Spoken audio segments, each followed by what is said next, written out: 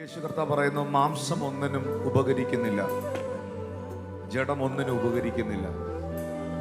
എന്നാൽ ഞാൻ നിങ്ങളോട് സംസാരിച്ച വചനങ്ങളോ അത് ആത്മാവും ജീവനുമുള്ളതാണ്.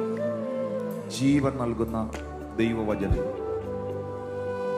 നിങ്ങളുടെ ജീവിതത്തിലെ മരുഭൂമികൾ ഉദ്യാനമാകുവാൻ, ഉദ്യാനങ്ങൾ വനമായി മാറ്റപ്പെടുവാൻ പ്രവാചകനായ യെശയ്യാ പറയുന്നു, എൻ്റെ ആത്മാവിനെ ഞാൻ നിങ്ങളുടെ മേൽ പകരും. നിങ്ങളുടെ തലമുറകൾ അനുഗ്രഹിക്കപ്പെടുവാൻ നിന്റെ സന്തതി മേൽ എൻ്റെ ആത്മാവിനെയും നിന്റെ സന്താനങ്ങളുടെ മേളിൽ എൻ്റെ അനുഗ്രഹങ്ങളെ ഞാൻ പകരും. ഇപ്പോൾ ആയിരിക്കുന്ന വീട്ടിൽ, കാറിൽ, സ്ഥലത്ത്, എവിടാണെങ്കിലും, എവിടെയാണെങ്കിലും ആ കൈകളെ ഉയർത്തി പറയണം, പരിശുദ്ധ ആത്മാവേ, പരിശുദ്ധാത്മാവേ, അങ്ങനെ തൊടണമേ, അങ്ങനെ ജീവിപ്പിക്കണമേ, അങ്ങയുടെ ജീവൻ എൻ്റെ മേളിൽ പകരണമേ, അങ്ങയുടെ ജീവൻ എൻ്റെ മേളിൽ പകരണമേ. യേശുവിൻ്റെ നാമത്തിൽ പിതാവേ, എല്ലാ കുടുംബങ്ങൾക്കായും പ്രാർത്ഥിക്കുകയാണ്. ആത്മാവിൻ്റെ നദി അവരിലേക്ക് ഒഴുകി ഇറങ്ങട്ടെ. ആത്മാവിൻ്റെ നദി അവരുടെ കുടുംബത്തിലേക്ക് ഒഴുകി ഇറങ്ങട്ടെ.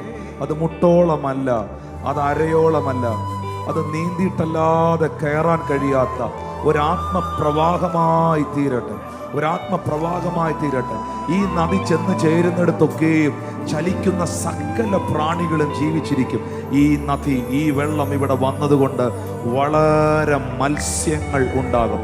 ആത്മാക്കൾ വിടുവിക്കപ്പെടട്ടെ, ജനങ്ങൾ വിടുവിക്കപ്പെടട്ടെ, കുടുംബങ്ങൾ വിടുവിക്കപ്പെടട്ടെ, തകർച്ചകൾ മാറട്ടെ. കർത്താവേ, അങ്ങയുടെ സമാധാനം. പ്രവാചകനായ യെശയ്യാവ് പറഞ്ഞല്ലോ, നിങ്ങളുടെ മരുഭൂമികൾ ഉദ്യാനമായി തീരുമെന്ന്. പക്ഷെ ജോബ് പറയുന്നത് കുറച്ചുകൂടെ ആഴമുള്ളതാണ്. ഒരു വൃക്ഷമായാൽ അതിനും പ്രത്യാശയുണ്ട്. അതിനെ വെട്ടിയാൽ അത് വീണ്ടും പൊട്ടിക്കിളിർക്കും, അത് തളിരിടും. ഇനി അതിന്റെ കുറ്റി വരെ അങ്ങ് ഉണങ്ങിപ്പോയാലും വെള്ളത്തിന്റെ ഗന്ധം അടിക്കുമ്പോൾ, വലിയ വെള്ളമൊന്നും ഒഴുകണ്ട, അതിന്റെ ഗന്ധം അടിച്ചാൽ മതി, അത് കിളിർക്കാനിടയാകും. പരിശുദ്ധാത്മാവ് നിന്റെ ഭവനത്തിലേക്ക് വരുമ്പോൾ, നിന്റെ ജീവിതത്തിലേക്ക് ഒഴുകി വരുമ്പോൾ, ഈ നദി നിന്റെ ലൈഫിലേക്ക് വരുമ്പോൾ, നിന്നെ പലരും വെട്ടിക്കളഞ്ഞില്ലേ, നീ പൊട്ടിക്കിളിർക്കാൻ പോവുകയാണ്.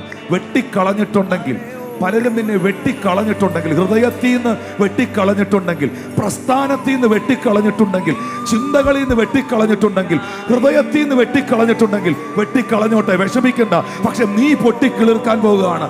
ദൈവം നിന്നെ മാനിക്കാൻ പോവുകയാണ്. കർത്താവ് നിന്നെ അത്ഭുതമാക്കാൻ പോവുകയാണ്. ഓ ഹല്ലേലൂയ. ഒരു വൃക്ഷത്തെ കുറിച്ച് എൻ്റെ ദൈവത്തിന് ഇത്രയും കൺസേൺ ഉണ്ടെങ്കിൽ, ആകാശത്തിലെ പറവകളെ കുറിച്ച് എൻ്റെ ദൈവത്തിന് ഇത്രയും കൺസേൺ ഉണ്ടെങ്കിൽ, വയലിലെ താമരയെ കുറിച്ച് എൻ്റെ ദൈവത്തിന് ഇത്രയും കൺസേൺ ഉണ്ടെങ്കിൽ, വിശ്വാസിയെ, ദൈവപൈതലേ, അവൻ്റെ മകനായ, അവൻ്റെ മകളായ, അവൻ്റെ കുഞ്ഞായ, അവൻ്റെ എല്ലാമായ നിന്നെ കുറിച്ച് അവന് എത്രയധികം ഉറപ്പുണ്ട് മക്കളെ, എത്രയധികം ഉറപ്പുണ്ട്, എത്രയധികം ഉറപ്പുണ്ട്. വെട്ടുന്നവൻ വെട്ടട്ടെ, ചിതറിക്കാൻ നിൽക്കുന്നവൻ ചിതറിക്കാൻ നിൽക്കട്ടെ, പക്ഷെ ദൈവം നിന്റെ കൂടെയുണ്ട്. ഇസഹാക്കിന്റെ കൂടെ ഇരുന്ന ദൈവം, അവൻ കുഴിച്ച ഉറവകളിൽ വെള്ളം കൊണ്ടുവന്ന ദൈവം, അവന് വേണ്ടി രഹബോത്തിനെ വെളിപ്പെടുത്തിയ ദൈവം, അവന് വേണ്ടി ഒരു സ്ഥലം ഉണ്ടാക്കിയ ദൈവം, ജോസഫിനെ മാനിച്ച ദൈവം, അവന്റെ സഹോദരങ്ങളുടെ മുമ്പിൽ അവനെ ഉയർത്തിയ കർത്താവ്, ദാനിയേലിനെ സിംഹത്തിന്റെ കുഴിയിൽ നിന്ന് വിടുവിച്ച കർത്താവ്,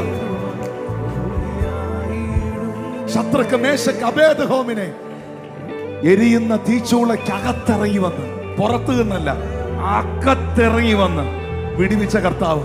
നിന്റെ അഭിഷേകത്തിന് അകത്ത് കർത്താവ് ഇറങ്ങി വരും. പുറത്തു നിന്ന് കാഴ്ചക്കാരനെ പോലെ, ഗാലറിയിൽ നിന്ന് കളി കാണുന്നവനെ പോലെ കാണത്തില്ല. നിന്റെ വിഷയത്തിന് അകത്ത് കർത്താവ് ഇറങ്ങി വരും. നിന്നെ ഒരു അത്ഭുതമാക്കി മാറ്റും. You never lose your hope.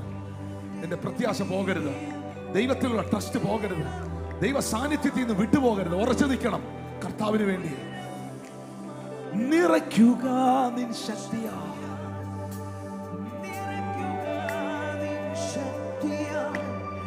നിറയ്ക്കുക നിൻ ജീവനാൽ അങ്ങേ ഘോഷിക്കുക,